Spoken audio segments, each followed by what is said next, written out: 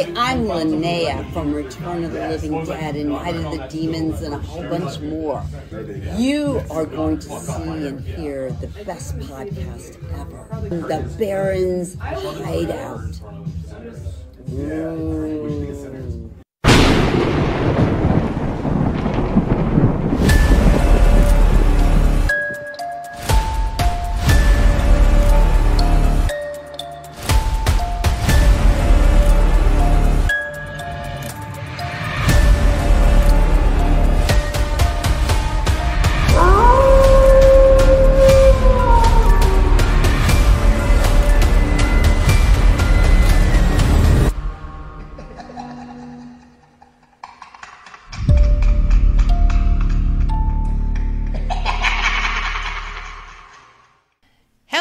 And welcome back to the Baron's Hideout podcast. I'm Anna.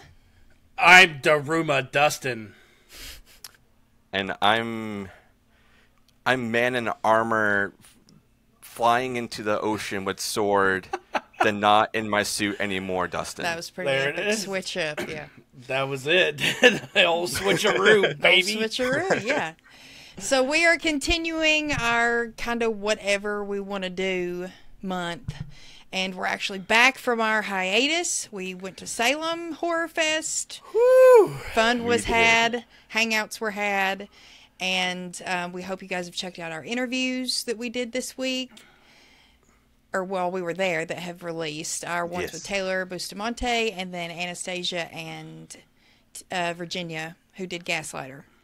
That will be out. Yes, those are all out now. Go check them out. So we are back to our regularly scheduled program. And we are reviewing As the Gods Will tonight. It is a horror sci-fi 2014 directed by Takashi Miike, actually. And really? Yeah. He directed it. Immediately knew once I seen the Daruma scene. I'm like, this is Takashi Miike. Mm-hmm. Why did I not see that? Anyway, and is this Japan or Korea? Is it Japan? I want to say it's Japanese, yeah. The Japanese. So Japan, it's a Japanese horror film, and it's kind of Squid Game meets Hunger Games a little bit. And not kinda. Yeah, it is. So this was actually suggested to me first before I brought it up to the fellas by my daughter, who's 8, and she actually found a Roblox game that was kind of centered like this. And I was going to bring that up if she had asked if she had found that. Yeah, interestingly enough, that's kind of how she learned about Squid Game as well, because she played a Squid Game kind of game on Roblox and then bugged the shit out of me to let her watch Squid Game. And I hadn't even... Literally. She's persistent. And I hadn't even watched it. That was one, she was like, Mom, I just really love this. You need to watch it. So, and I went back and watched and was like, damn, this is really interesting. But she's kind of attracted and drawn to like the Korean and the Japanese films, which I think is really great. And so she was like, hey, there's a movie. Can I watch it? And I'm like, sure, why not? And it's not available anywhere to rent. Sadly, it's on the Crunchyroll app. I'm sure everyone is at least familiar with it or heard of it. But it's a little hard to find, but dare I say, worth the time, which we will get into shortly. But first, let's jump over to Rotten Tomatoes and see what the critics and audiences have to say about As the Gods Will. We will start with the critics first, with a whopping 7 reviews. Oh, wow. I'm surprised, honestly, there's even reviews for this. 7 so I'm... reviews. Lil D, we'll start with you. What do you think the critics rated As the Gods Will? Oh, boy. This was 2014? Yes. You said? Mm-hmm. Yeah. 2014. Oh, man, that's what I think about the time Crunchyroll is, like, really popping off, too, with a lot of people getting into, like, foreign movies. 7 reviews. This is a tough one because I'm just gonna go there. I'm just gonna say 50. I'm gonna go right in the middle. Big D. 69. Well, Lil D was the closest. It's sitting at 57%. Wow. All right. From So the critics. So half of them liked it. Half of them liked it. The other half was probably like, what the fuck? And did not get it. Who's Takashi Miike? Yeah. Mike? My Ike? Yeah. Is that My wrong? Ike? My Ike? Mickey? The eye is Mickey. silent. The eye is silent. Oh, gosh. Okay, well, let's see what the audience had to say with 100+ ratings. Lil D, Okay. what do you think the audience rated it? All right. So anybody who's on Crunchyroll, I feel like they hold things to a higher standard, especially when it comes to anime and the like. And I think this feels like it had to have been based off of a manga. It was. It's a manga. Yeah. Mm-hmm. Okay. So with that being said, and this is the audience going into it, and I would assume they probably have read the manga. I'm going to go low. I'm going to go like 34%. And I don't know why I'm going that way, but I'm going that way. Okay. Big D? I'm thinking the people who have watched this are familiar with Takashi Miike and the other manga stuff other novelization stuff he's done, like Ichi the Killer, Audition, shit like that. I'm going to say 74. Well, once again, it is at 57%. They're both What? rated the same. Yep. Whoa! That is rare. Twinsies! Twinsies. This needs to get a sticker. Sticker of rare. I know, There it right? is, yeah. This is cooked rare. Yeah, no, and Not, this, not fresh, not rotten. yeah, just in the middle, kind of. I don't know. I think it's pretty fresh. I liked it. But it's one of those that I think maybe what a lot of people didn't like is the way it ended. Not to jump too far ahead, but I mean, it just ended like you're supposed to get a sequel or see something else, and it's 2025 and there's been no sequel. I even Googled it. There's no, I guess there was talks of it at one point, but that's kind of not really happening anymore. So I'm like, damn, I might have to like read manga and see where this goes because it's a really interesting concept that I feel like they didn't, all we got to see was the games. All we got to see was the action. We never really found out why this was happening or going on in the first place. Yeah. Had you guys heard of this at all before I brought it up or mentioned it? No. And I wanted to touch on what you're saying too, Anna, because when you go into Crunchyroll and you go on this, it says season and episode. Oh, yeah? So it almost seems like they were trying to do something at one point because of how it ends. Like, we'll get there and talk about it, but yeah. I'm right there with you. I might have to go pick up some of these mangas. It's like it's incomplete. So this isn't new to me. I have seen this movie before. Oh, okay. What?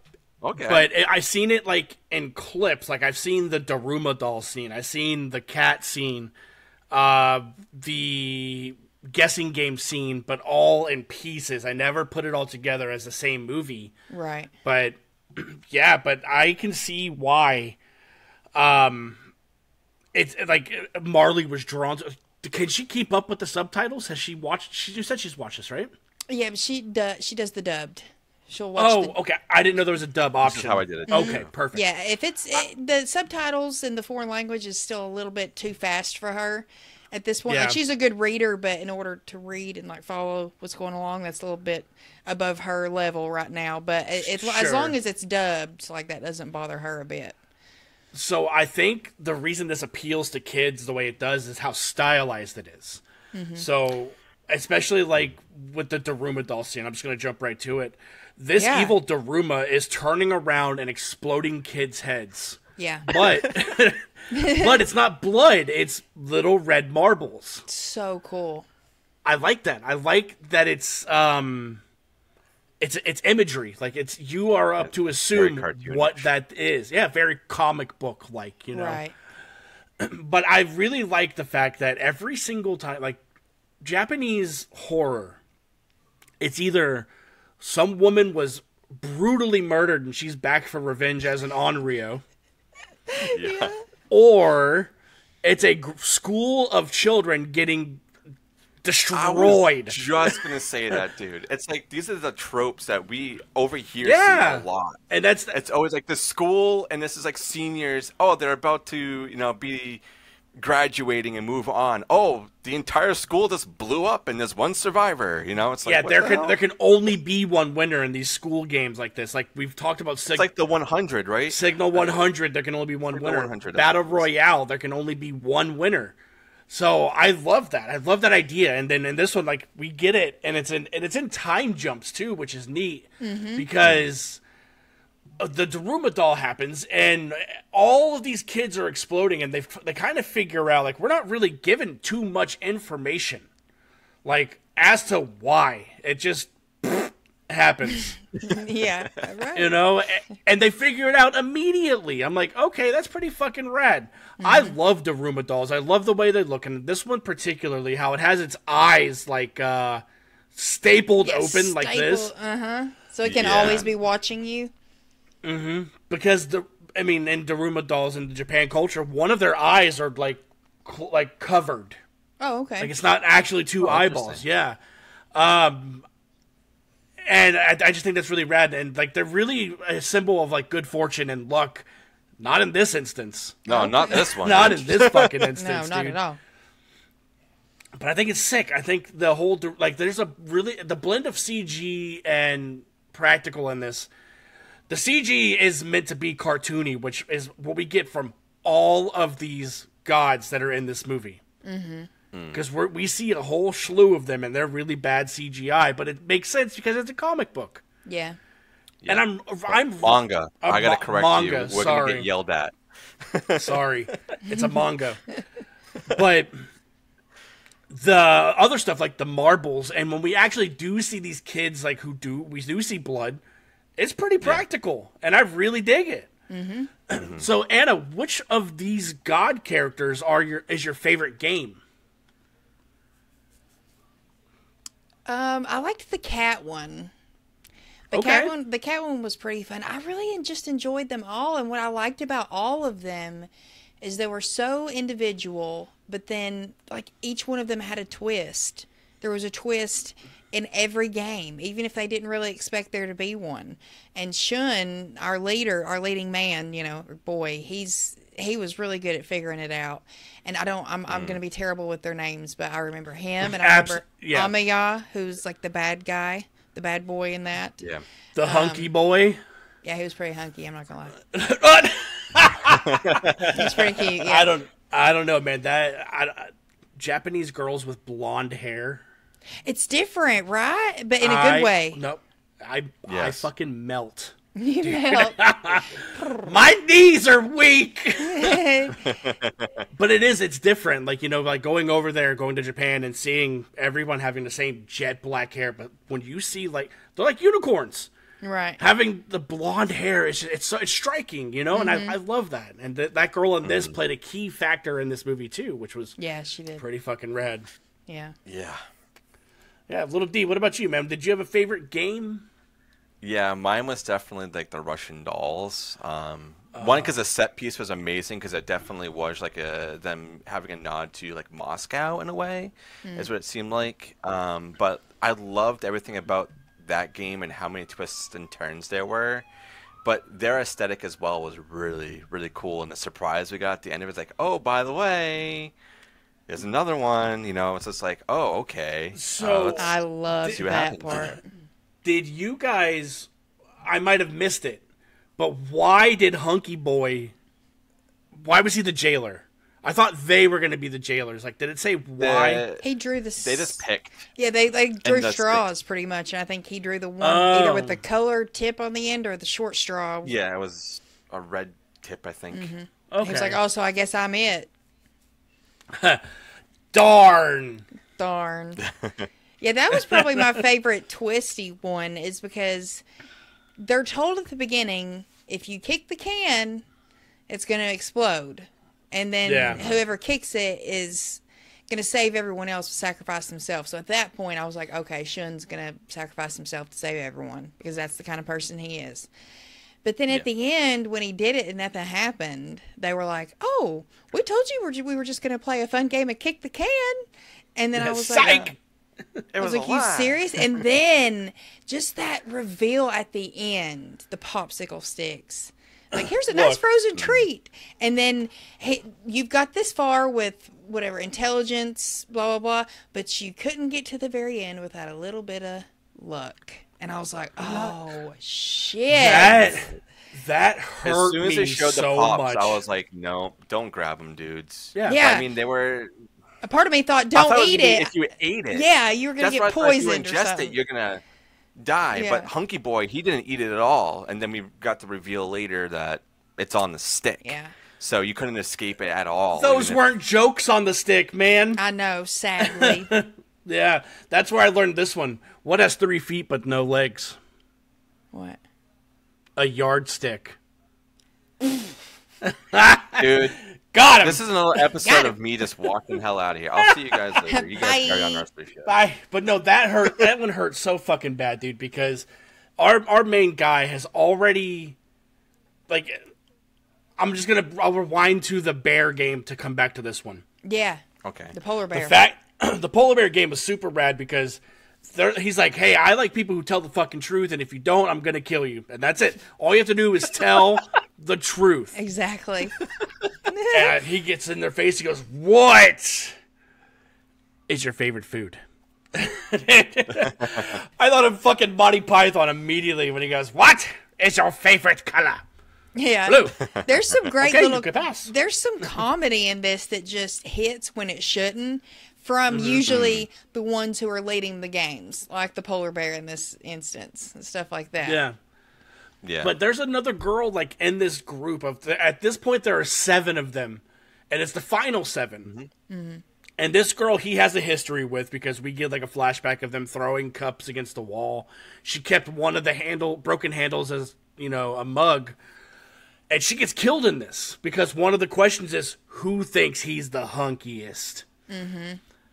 And both girls and Hunky Boy say they think he's hunky. Yeah. Yeah. Ain't nothing wrong with that. Yep. But the whole that's the second question. The bear's like somebody's fucking lying. After the bear kills this girl because they kind of like have to single each other out. That's when our main guy's like, I understand now what is happening. He's already lost her. He's already lost his school friends too, because there is the kid from the first game who he's like, yeah, we fucking did it just like in old gym class. I jumped off your back and I got him and his head exploded. He finds out that the bear is the liar. Mm-hmm. The bear is not truthful. The bear has a black heart. Fast forward to this, where they're eating this ice cream out of a doll, which I would never take. No. There's my luck. I would care if you're a never god or fucking not. do it. And it sucks, Hell no. man, because they finally thought they had grace. They're like, he fucking got the gall to ask her out. Mm-hmm. I'm staring at Anna. Oh, God. Had the gall to ask her out. Finally, he's like, hey, let's go get dinner.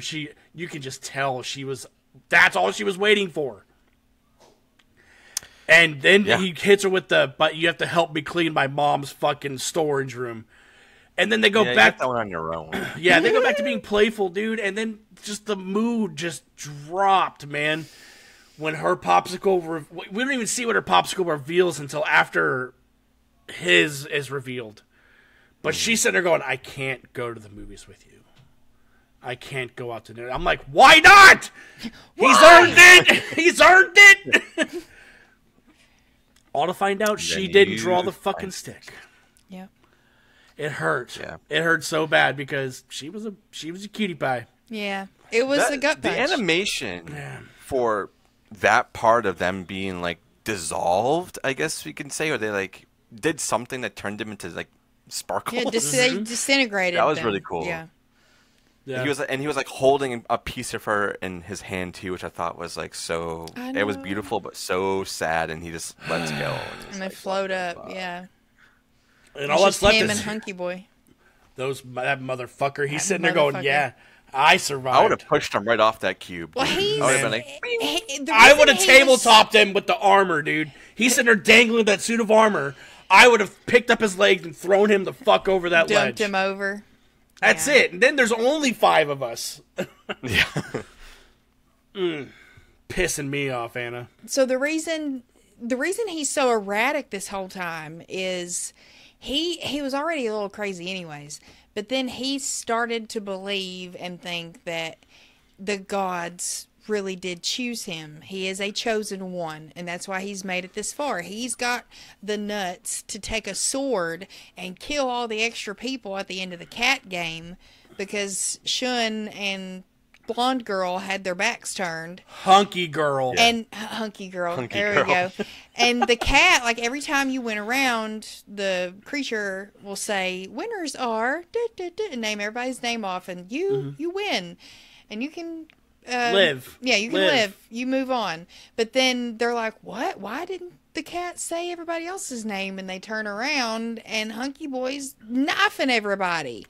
So he thinks that he's a god, and then once Shun really pulls the wool over his eyes and shows him up in that kick the can game, he's kind of down on himself, thinking like, damn, maybe I guess I'm not it. I'm not hot shit. And then once he gets that you live popsicle and that luck, because that can be in anybody's favor, and the gods chose him, and then he's back on his high horse.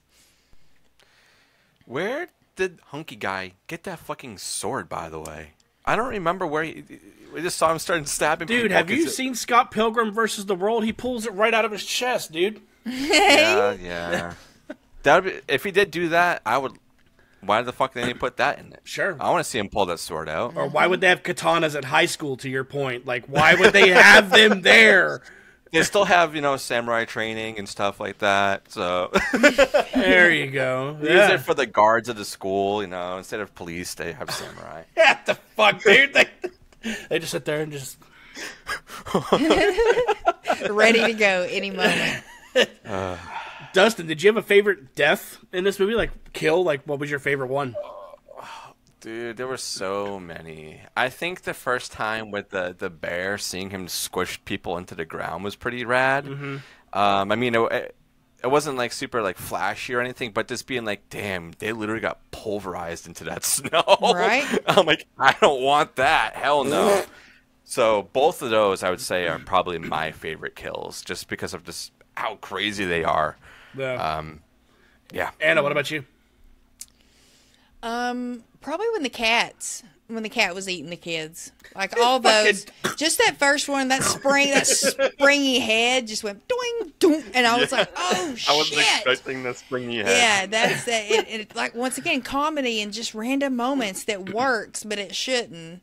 And then it kind of gives you that moment to like catch your breath and be like, okay, it is just a movie. It's not, they're not really dying.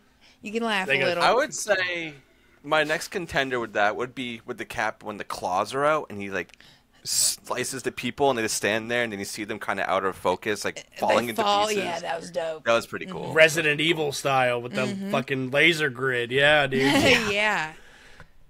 Well, that's actually funny because they are like our main guy is playing Resident Evil 6 at one point. At the beginning, yeah. Well, yeah, he's playing Biohazard, yeah. Dude, my favorite one is when we're sitting in the room with the guest who's behind me game. Oh yeah. And you have that second girl who she runs out of time. And when they're like, all right, you lose, and the fucking Terminator eyes open up and shoot them in the forehead. When they start leaning backwards and this girl starts doing a split, and then they lean further backwards and it almost like rips her in half, dude. It was brutal. That one was probably and one of those things goes over and starts like hammering into it too. Yeah. And I love that, and we get a shot of her like she's looking up, and the camera is looking down on her, and we can see her legs are split, and it's blurred in the back, and then we see the blood start to come out. I was like, my God, that was probably the gnarliest one out of all of them. It was and the kid before her too, the one that he fucking bludgeons himself with the ground. Oh yeah, Pretty that was brutal. Really bad. Pretty fucking brutal, dude. So what the hell did those lasers do? Did this like incapacitate them, but keep them still like aware of what's happening? It was mind controlling them. Oh, okay. I guess that makes sense because I was like, "What? This person's still like looking, breathing, and looks to be awake, but there's no screaming or anything. So I guess the mind control, I guess, does make sense. The But laser, yeah, that was laser was getting in their super brains. brutal. It's like Men in Black style, but bad. Kinda, yeah. Bad. But bad, yeah. We'll Yeah, there was a lot of like pretty gnarly things in this. I wasn't expecting it to go to some of the extremes that it did, because at first I was like, what is this? And it kind of felt like a fever dream, because you were getting thrown into like multiple things before they started catching up to real time. Like I thought like the head popping, I was like, is this kid dreaming it? Because we got thrown right into half of the class already dead. Right. And then we Yeah. then we started like getting the pieces brought back together, his life, how he knew all these kids, and how the blonde hunky girl was on his mind at some point, and I think the kid that helped him Helped him steal video games is what it was. Like, Yeah, he's like, he go was like, stand "Oh." back over there. the camera's blind over there, and I think that's where he stole his Resident Evil 6 game. Yeah. Yeah, that kind of took me off guard. I was like, oh, what's happening? But then when it started getting together, then again, this movie is just like 4 minutes under 2 hours, so it is a bit long. But Yeah. once it starts and you get into the grooves of the games, and I mean, there's arguments to be had that there's some things that probably could have been cut to shorten some stuff, like all the dramatic slow-mos of the time, because each game has like a counter, and it's like counting down, and every time it gets to like the last 10 seconds, it's like 9. Yeah. I think what that symbolizes is like if you're reading the manga, like it'll be a panel. It's each. Oh, sure. But I think Sure. if they were to cut anything out, it should be the not game stuff. Like there's the Yeah. one that needs the 7 keys to turn, and That was really funny. all too. they needed to find were 7 people. That's all it was, you know. So, did you guys by chance count how many people were killed in this movie? No. No. I did. How many? Over on Rotten Tomatoes, how many people do you think died? Anna, we'll start with you. 250. Wow. Jeez and Pete's, Well, okay. I'm counting other schools because it wasn't just their school. Oh, it was worldwide. Yeah. I'm going big. What we see. Okay, 75. How about that?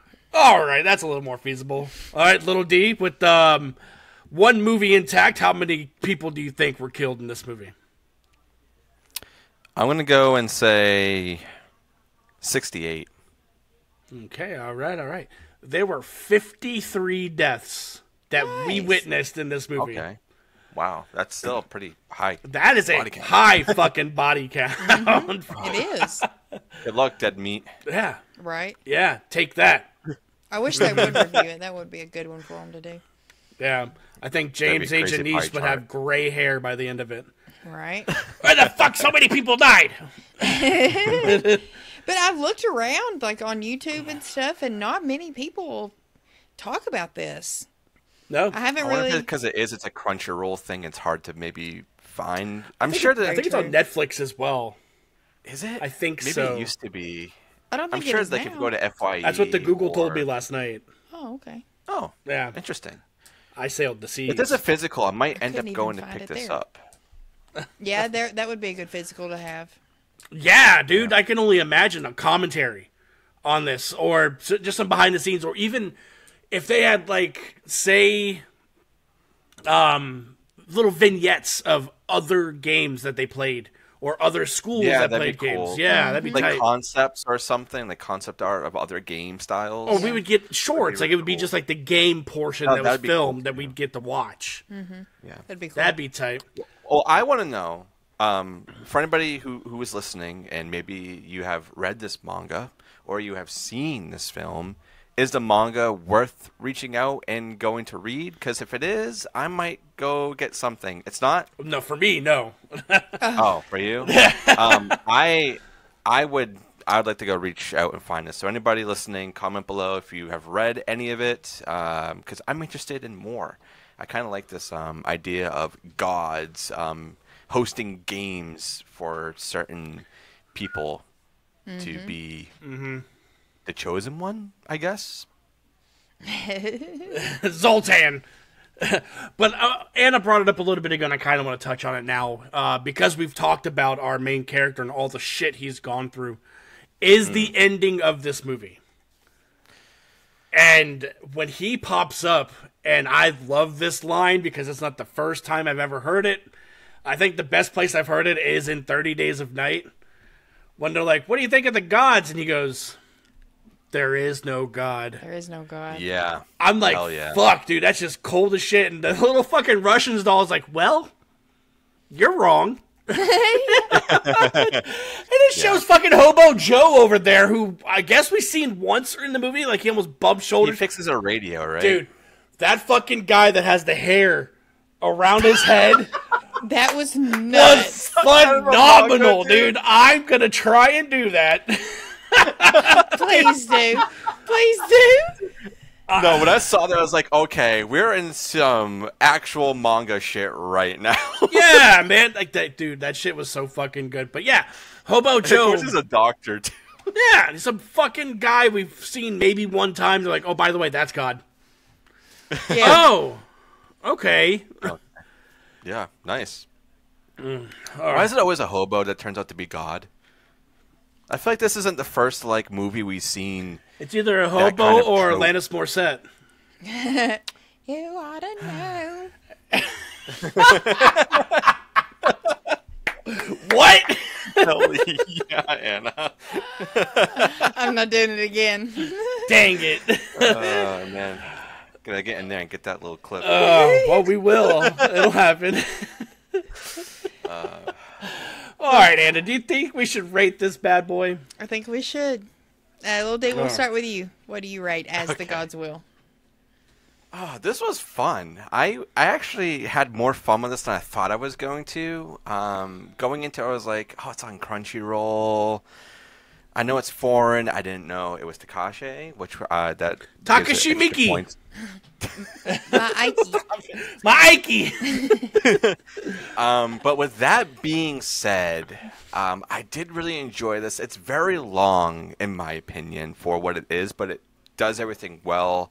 It utilizes a lot of its time. It's not perfect by any means, but the fun factor, it's going to be a 5 for me. Oh, hell yeah, dude. This is 5. I love foreign film, especially either Korean or Japanese. I've covered a lot of that on the show, and Dustin, I think you've been on for a lot of it as well. We also went over to Screams from the Basement podcast to talk about a Takashi and Miike double feature We did. of Audition and Ichi the Killer, which you brought up the runtime real quick. This movie falls in between the runtimes of Audition and Ichi the does. Killer. So that's a does. Takashi and Miike thing, but it's a 2-hour plus movie. Yeah, but yeah, this is definitely a 5 for me. I would like to revisit it, but I might just jump to certain scenes for it just because of the runtime. But that doesn't really dock any points for me at all because I had a lot of fun. Hell yeah. Hell yeah.